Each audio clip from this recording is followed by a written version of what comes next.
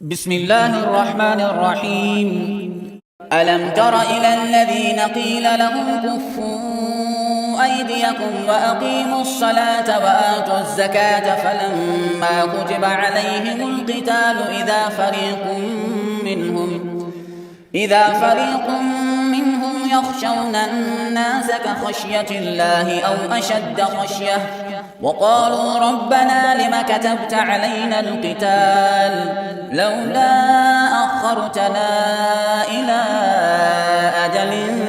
قريب قل متاع الدنيا قليل والآخرة خير لمن اتقى ولا تظلمون فتيلا أينما تكونوا يدرككم الموت ولو كنتم في بروج مشيدة وإن تصبهم حسنة يقولوا هذه من عند الله وإن تصبهم سيئة يقولوا هذه من عندك قل كل من عند الله فما لهؤلاء القوم لا يكادون يفقهون حديثا ما أصابك من حسنة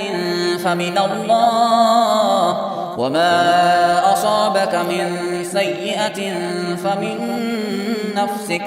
وأرسلناك للناس رسولا وكفى بالله شهيدا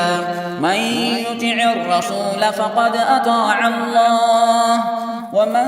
تولى فما أرسلناك عليهم حفيظا ويقولون طاعة فإذا برزوا من عندك بيت طائفة منهم غير الذي تقول والله يكتب ما يبيتون فأعرض عنهم وتوكل على الله وكفى بالله وكيلا أفلا يتدبرون القرآن ولو كان من عند غير الله لوجدوا فيه اختلافا كثيرا وإذا جاءهم أمر من الأمن أو الخوف أذاعوا به ولو ردوه إلى الرسول وإلى أولي الأمر منهم لعلمه الذين يستنبطونه منهم ولولا فضل الله عليكم ورحمته لاتبعتم الشيطان إلا قليلا فقاتل في سبيل الله لا تكلف إلا نفسك وحرض المؤمنين عسى الله أن يكف بأس الذين كفروا والله أشد بأسا وأشد تنكيلا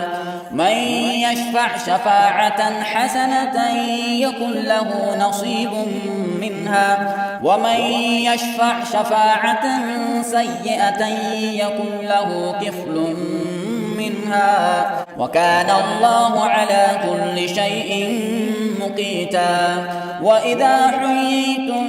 بتحية فحيوا بأحسن منها أو ردوها إن الله كان على كل شيء حسيبا الله لا إله إلا هو ليجمعنكم إلى يوم القيامة لا ريب فيه ومن أصدق من الله حديثا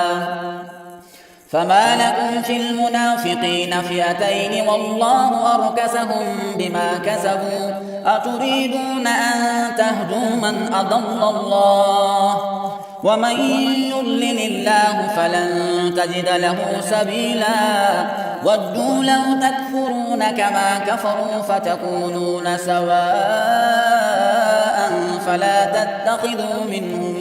فلا تتخذوا منهم أولياء حتى يهاجروا في سبيل الله فإن تولوا فخذوهم واقتلوهم حيث وجدتموهم ولا تتخذوا منهم وليا ولا نصيرا إلا الذين يصلون إلى قوم بينكم وبينهم ميثاق أو جاءوكم حصرت صدورهم أن يقاتلوكم أو يقاتلوا قومهم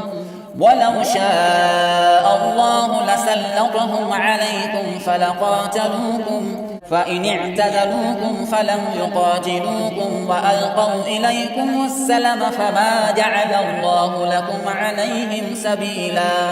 ستجدون آخرين يريدون أن يأمنوكم ويأمنوا قومهم كلما ردوا إلى الفتنة أركسوا فيها فإن لم يعتزلوكم ويلقوا إليكم السلم ويكفوا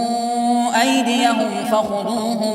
فخذوهم وقتلوهم حيث ثقفتموهم وأولئكم جعلنا لكم عليهم سلطانا